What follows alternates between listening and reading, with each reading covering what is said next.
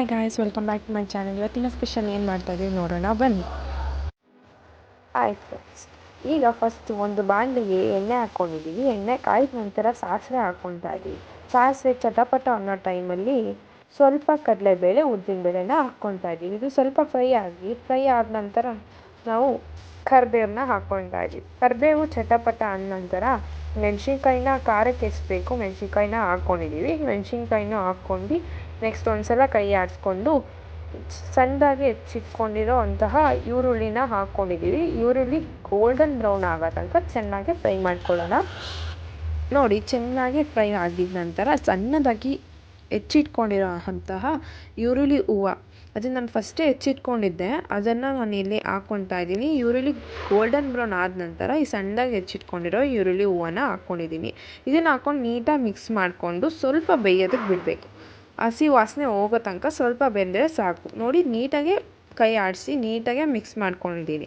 ನೀಟಾಗೆ mix ಆದ ನಂತರ ಈಗ ಸಣ್ಣದಾಗಿ ಹಚ್ಚಿಟ್ಕೊಂಡಿರೋ ಅಂತಹ ಟೊಮೆಟೊನ ಹಾಕ್ಕೊಳ್ತಾ ಇದ್ದೀನಿ.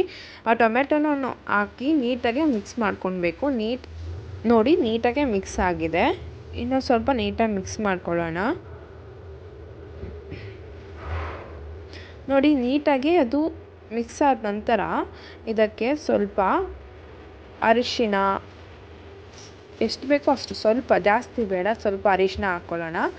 ನಂತರ ಅರಿಶಿನ ಆದಮೇಲೆ ರುಚಿಗೆ ಉಪ್ಪು ಎಷ್ಟು ಬೇಕೋ ಅಷ್ಟು ಹಾಕ್ಕೊಂಡ್ರೆ ಆಯಿತು. ನೀಟಾಗಿ ನಾನು ಅರಿಶಿನ ಹಾಕಿದ ತಕ್ಷಣ ನೀಟಾಗಿ ಮಿಕ್ಸ್ ಮಾಡ್ಕೊತಾ ಇದ್ದೀನಿ ಒಂದ್ಸಲ. ಸೊ ನಂತರ ರುಚಿಗೆ ಎಷ್ಟು ಬೇಕು ಉಪ್ಪನ್ನ ಹಾಕ್ಕೊಳ್ತಾ ಇದ್ದೀವಿ. ಸೊ ನೀವು ಅಷ್ಟೇ ರುಚಿಗೆ ಎಷ್ಟು ಬೇಕು ಉಪ್ಪನ್ನ ಹಾಕ್ಕೊಂಡು ನೀಟಾಗಿ ಮಿಕ್ಸ್ ಮಾಡ್ಕೊಳ್ಬೇಕಾಗುತ್ತೆ. ಸೊ ನಾನು ಇಲ್ಲಿ ಒಂದು 5 ಜನಕ್ಕಾಗೋಷ್ಟು ಮಾಡ್ತಾಯಿದ್ದೀನಿ. ಸೊ ನಿಮಗೆ ಎಷ್ಟು ಬೇಕೋ ಕ್ವಾಂಟಿಟಿ ನೋಡ್ಕೊಂಡು ಮಾಡ್ಕೊಳ್ಬೋದು. ಸೊ ಈ ಥರ ನೀಟಾಗಿ ಮಿಕ್ಸ್ ಮಾಡಿದ್ಮೇಲೆ ಒಂದು ಲಿಡ್ನ ಕ್ಲೋಸ್ ಮಾಡಿ ಸ್ವಲ್ಪ ಹೊತ್ತು ಬೇಯೋದಕ್ಕೆ ಬಿಡ್ತಾಯಿದ್ದೀನಿ. ಸೊ ನೋಡಿ, ಲಿಡ್ ಕ್ಲೋಸ್ ಮಾಡಿ ಸ್ವಲ್ಪ ಹೊತ್ತು ಬೆಂದಮೇಲೆ ನೀಟಾಗಿ ಇನ್ನೊಂದ್ಸಲ ನೀಟಾಗಿ ಮಿಕ್ಸ್ ಮಾಡ್ಕೊಳ್ಳೋಣ. ಆಮೇಲೆ ಮತ್ತೆ ನೋಡಿ, ನೀಟಾಗಿ ಮಿಕ್ಸ್ ಮಾಡಾದ್ಮೇಲೆ ಇದಕ್ಕೆ ಮೇನ್ ಬೇಕಾಗಿರೋ ಅಂತಹ ಹುಳಿ ಸಾಂಬಾರು ಪುಡಿ. ಸೊ ಇದಕ್ಕೆ ಚೆನ್ನಾಗಿ ಟೇಸ್ಟ್ ಕೊಡುವಂತಹದ್ದು. ಇದನ್ನು ಒಂದ್ಸಲ ಟ್ರೈ ಮಾಡಿ ನೋಡಿ, ತುಂಬಾ ಚೆನ್ನಾಗಿ ಬರುತ್ತೆ. ನೋಡಿ, ನೀಟಾಗಿ ಹುಳಿ ಸಾಂಬಾರು ಪುಡಿ ಎಷ್ಟು ಬೇಕೋ ಅಷ್ಟು ಹಾಕ್ಕೊಂಡು ನೀಟಾಗಿ ಮಿಕ್ಸ್ ಮಾಡ್ಕೊತಾ ಇದ್ದೀವಿ.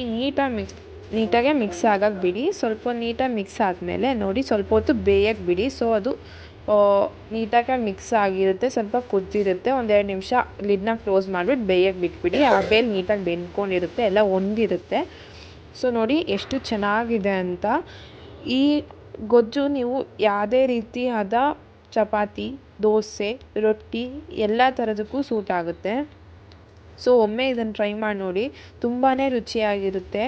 ಒಂದ್ಸಲ ಟ್ರೈ ಮಾಡಿ ನೋಡಿ. ಅದರಲ್ಲೂ ಇವಾಗ ಈರುಳ್ಳಿ ಹೂವನ್ನು ಸೀಸನ್ನು ಎಲ್ಲ ಕಡೆ ಸಿಗುತ್ತೆ. ಒಂದ್ಸಲ ಇದನ್ನು ಟ್ರೈ ಮಾಡಿ ನೋಡಿ, ತುಂಬಾ ರುಚಿಯಾಗಿರುತ್ತೆ.